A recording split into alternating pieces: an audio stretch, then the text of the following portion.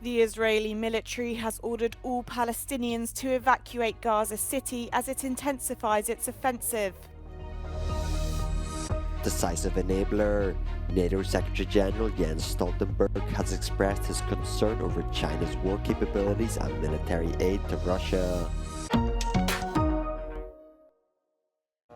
The Israeli military has ordered all Palestinians to evacuate Gaza City and head south as it intensifies its fresh offensive across the northern, southern and central regions of the territory. It claims its forces are pursuing Hamas fighters who have regrouped across these areas, including those it says are embedded in the UNRWA's headquarters in central Gaza. Heavy bombardment over the last few days has already killed dozens of people and forced the closure of some of the few remaining hospitals and medical facilities in Gaza City. Israel's escalation of military activity comes as US, Egyptian and Qatari mediators met with Israeli officials for ceasefire talks in the Qatari capital of Doha. It's believed the latest action could be aimed at putting more pressure on Hamas while these negotiations take place. Meanwhile, the United Nations says very little aid is reaching Palestinians from the Kerem Shalom border crossing because of lawlessness, ongoing fighting and the lack of effective coordination with Israeli forces in Gaza. Okay. NATO allies on Wednesday called China a, quote, decisive enabler of Russia's war against Ukraine and expressed concerns over its nuclear and space capabilities. As NATO allies agreed today in our summit declaration, China has become a decisive enabler of Russia's war against Ukraine. And China's support increases the threat Russia poses to Euro-Atlantic security. Allies have stated clearly that China cannot enable the largest conflict in Europe in recent history without this negatively impacting their interest and reputation. Tomorrow, NATO allies will meet with our 4 Indo-Pacific partners and the European Union, and we will continue to deepen our cooperation in addressing shared challenges. Beijing has denied that it supports Russia's war efforts and insists that it conducts normal trade with its northern neighbor. Thousands of participants arrived in Potocari after 3 days of walking the route many took in July 1995, seeking refuge and freedom.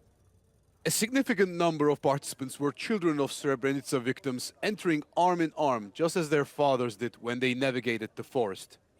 This year was particularly challenging due to the intense heat and difficult terrain.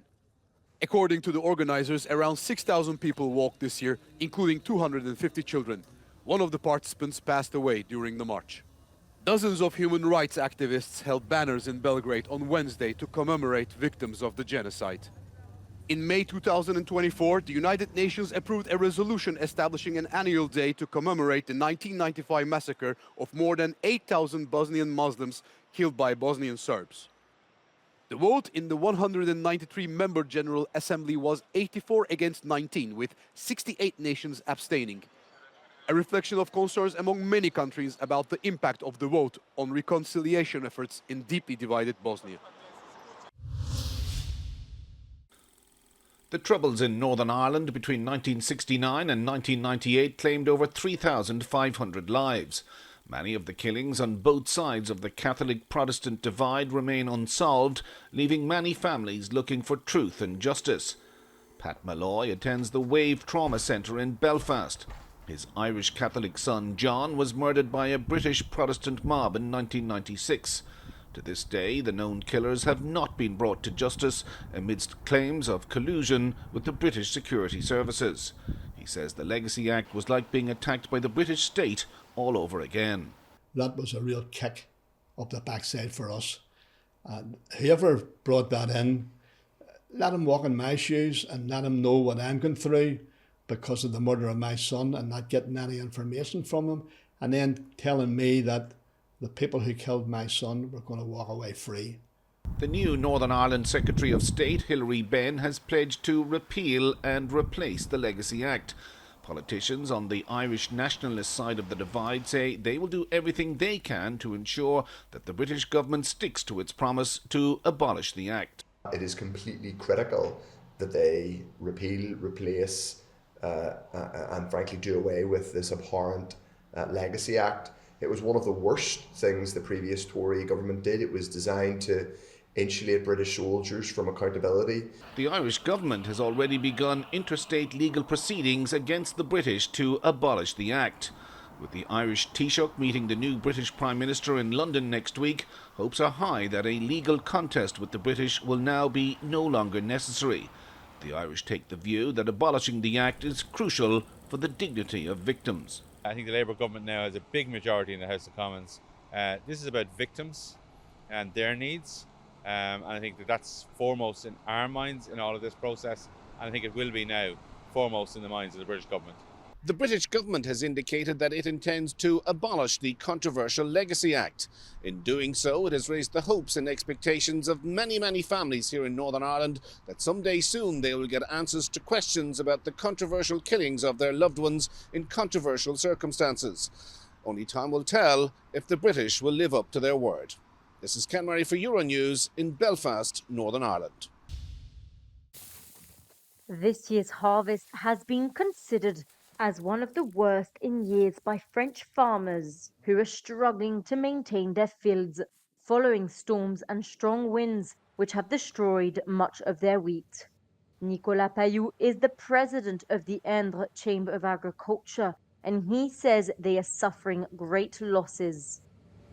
Là, on n'est qu'à 5 tonnes 3, alors qu'une année moyenne normale, on devrait faire 7 tonnes. Donc il manque 1 tonne et demie, à peu près, par rapport à une année normale. As well as fighting diseases that are affecting their crops, farmers are trying to adapt to climate change, but they say it's difficult as it is so unpredictable. Une année sèche, une année humide, c'est l'imprévisibilité qui fait que c'est compliqué parce que il y a des types de cultures qui se plaisent quand il fait sec. L'année d'après, si ça fait humide, elle va pas se plaire. On the whole, the loss of French cereal production is estimated at 13%. A tech giant buckles under pressure from Brussels. Apple has made concessions after the European Commission accused it of abusing its market dominance in mobile payments, avoiding potential antitrust fines. The American company had ensured that its own mobile wallet, Apple Pay, was the only tap-and-pay option on its iPhones. Now the company has agreed to allow rival mobile wallet developers to access its contactless payment technology free of charge. From now on, Apple can no longer use its control over the iPhone ecosystem to keep mobile wallets out of the market. Competing wallet developers as well as consumers will benefit from these changes, opening up innovation and choice, while of course keeping payments secure. Mobile payment apps rely on a technology called near-field communication to allow customers to pay with a simple tap of their device. The Commission first raised concerns that Apple was illegally restricting access to this critical technology back in 2022. It has since drawn out concessions from the Silicon Valley giant. To address these concerns, Apple offered a set of commitments earlier this year. We asked Apple to improve their commitments. Then Apple offered improved remedies, and here we are today, making those remedies binding on Apple. The deal means iPhone users in 30 European countries will now be able to pay securely using other mobile wallets and set them as their default payment option. It's another win for Commissioner Vestager, the EU's competition chief, who has earned a global reputation as a thorn in big tech's side. I think it's a first, but that's a first for everything. And of course, I would hope that Apple would learn from this experience, because as you will know, we have a number of non-compliance cases against Apple with their DMA obligations. And I think it would be a good thing for Apple's rivals and for customers if those could be settled by full compliance with the DMA. Brussels has also said that Apple's App Store rules breach the Digital Markets Act because it squeezes out innovative competitors. It could lead to a potential fine of up to 10% of the company's global annual turnover. Adidas are getting skin deep by offering free football tattoos for fans who visit the Fan Mile in Berlin during the Euros 2024. Scoring an appointment is no easy feat, as tattoo artist Greenie can only complete around 10 tattoos per day. Fans can choose between several Poke tattoo designs. Ich wohne in Berlin und habe natürlich von der Europameisterschaft das mitbekommen. War hier schon ein paar Mal in der Woche und habe mir alles angeschaut und habe ich mitbekommen, dass wir hier auch Tattoos bekommen können. Und ich dachte, es ist eine schöne Erinnerung an diese Zeit, an den schönen Sommer. Und ja, deshalb habe ich mich dazu entschieden, heute ein Tattoo hier zu bekommen. Ich fand, die Stimmung war sehr gut, sehr positiv. Man hat Spaß, man hat jetzt nicht wirklich was Negatives mitbekommen. Ja, sehr positiv, alle haben gute Laune, irgendwie verstehen sich alle gut. Es ist schön, dass verschiedene Länder, Kulturen zusammenkommen.